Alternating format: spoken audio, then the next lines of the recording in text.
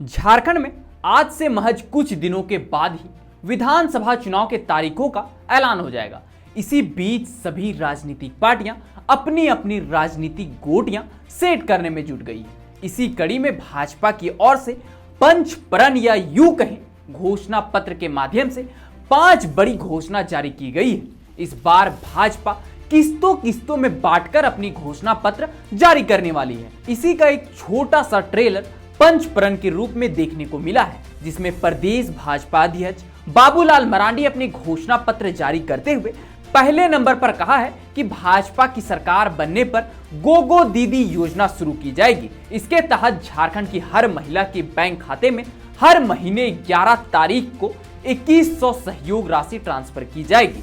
बाकी 4 और घोषणाओं को बताने से पहले आपको बता दें कि भाजपा के पंच प्रण घोषणा जारी होते ही हेमंत सोरेन ने पीएम मोदी के नाम से सोशल मीडिया प्लेटफॉर्म एक्स पर एक पोस्ट लिखा और मांग की कि केंद्र अपनी तरफ से मैया सम्मान योजना में आज ही 1100 रुपया जोड़ दे और आजीवन पैसा देने का लिखित संकल्प ले, वरना कुछ दिनों के बाद कोर्ट का सहारा लेकर यह बंद कराने की चालबाजी होगी। हमारे राज्यवासियों का बकाया 1,36,000 करोड़ वापस करना शुरू करें, हम इस महीने से 2500 रुपया भेजना शुरू कर देंगे। इसी के साथ आपको बता दें, शायद आप भूल गए हो तो हेमंत सोरेन के द्वारा लाई गई मैया सम्मान योजना के विकल्प के तौर पर भाजपा ने गोगो दीदी सम्मान योजना को लाया है।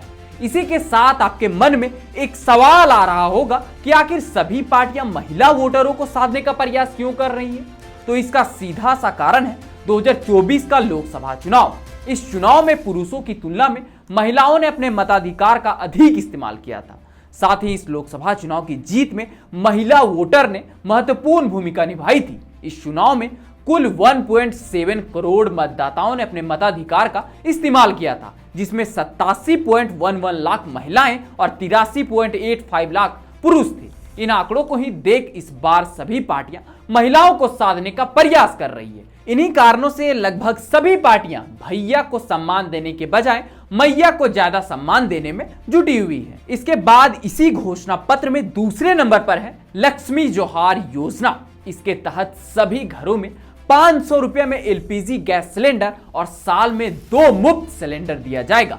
इसके बाद इसी घोषणा पत्र में तीसरे नंबर पर है सुरक्षित रोजगार। इसके तहत झारखंड में युवाओं के लिए 5 साल में 5 लाख 100 रोजगार के अवसर पैदा करेगी। इसके अलावा 2.87 लाख खाली सरकारी पदों के लिए निष्पक्ष और पारदर्शी भर्ती की जाएगी। इसे सुनिश्चित करने के लिए पहली कैबिनेट बैठक में ही भर्ती प्रक्रिया शुरू की जाएगी, जिससे नवंबर 2025 तक 1.5 लाख भर्तियां पूरी हो जाएगी। यह योजना यही खत्म नहीं हुई। इसके अलावा 1 वर्षीय कैलेंडर पेश किया जाएगा, जिसमें सभी मौजूदा परीक्षाओं को एक ही परीक्षा में शामिल किया जाएगा। इसके बाद इसी घोषणा पत्र के चौथे नंबर पर है युवा साथी योजना।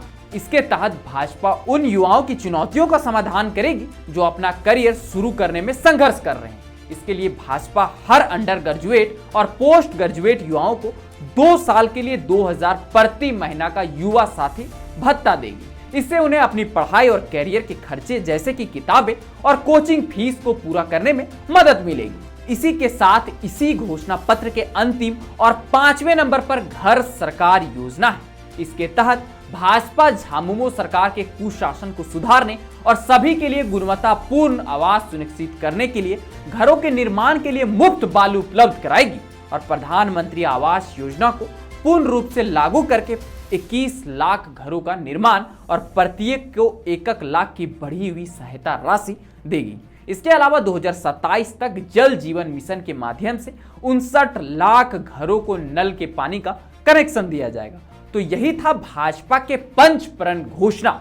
इसके जरिए भाजपा झारखंड के सभी उम्र के मतदाताओं का साधने का प्रयास कर रही है, लेकिन यह तो चुनाव के बाद ही पता चलेगा कि यह वादे सच्चे थे या फिर महज एक जुमला मात्र था, क्योंकि चुनाव के दौरान सभी पार्टियां इसी तरह की घोषणा पत्र जारी करती है, मगर सरकार बनने के बाद यही पार्टियां उन घोषणा पत्र को भूल जाती है। लेकिन भाजपा के इस पंच प्रण घोषणा पत्र को लेकर आप क्या सोचते हैं, यह हमें नीचे कमेंट में जरूर बताएं। और यह वीडियो अगर आपको इन्फॉर्मेटिव लगे तो अपने दोस्तों के साथ शेयर करना ना भूलें और साथ ही साथ हमारे यूट्यूब चैनल को सब्सक्राइब भी जरूर कर लें। तो चलिए मिलते हैं अगले इसी प्रकार के कुछ और वीडियो के साथ। तब तक के लिए आप सबों को जोहार।